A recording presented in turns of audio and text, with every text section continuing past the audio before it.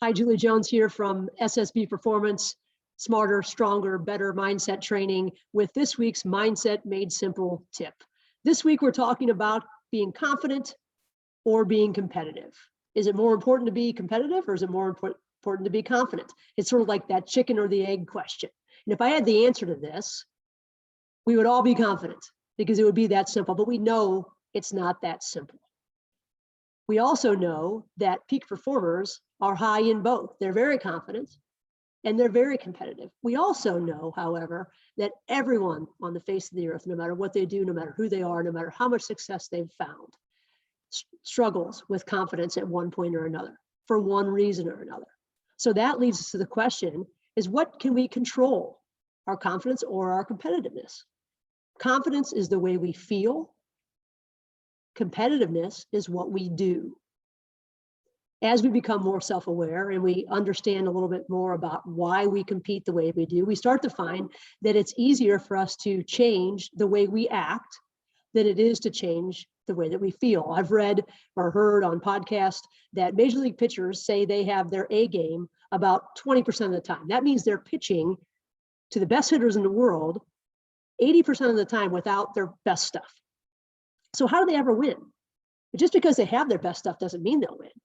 But if they don't have their best stuff, that seems like a recipe for disaster. Well, the truth is that these high-level competitors act the way they want to feel. They don't act the way they actually feel. Competing is what we do. Confidence is how we feel. So maybe we can skip thinking about confidence, which is so abstract, right? So fleeting. We can't give it to anybody. We have to earn it ourselves somehow.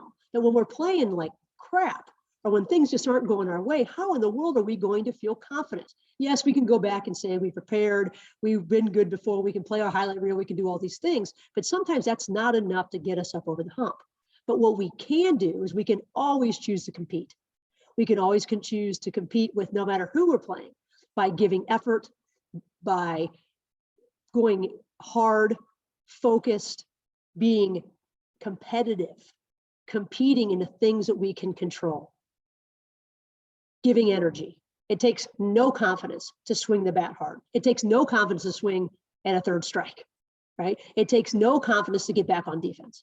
It takes no confidence to dive for a ball or slide headfirst into a bag or take the shot when you're set up or to cover your defender. It takes no confidence to do any of those things. It takes competitiveness. So if we can't control our confidence, or if our confidence tank is low, maybe we should look at how we can compete. And if we compete, and we compete with positive emotion, and we control all the things that we can control, we've got a pretty good chance that we might boost our confidence. What is confidence? Confidence is basically understanding or believing that we can figure stuff out. It's that simple, but just because it's simple doesn't mean it's easy. So if we can go and compete and figure stuff out, then we're going to gain some confidence.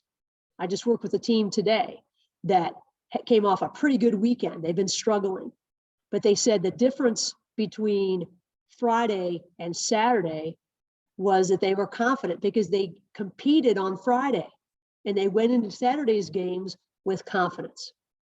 Competing came before confidence. That's not always possible, but we can always choose to compete. So I challenge you to compete this week and let that confidence grow. Until next time.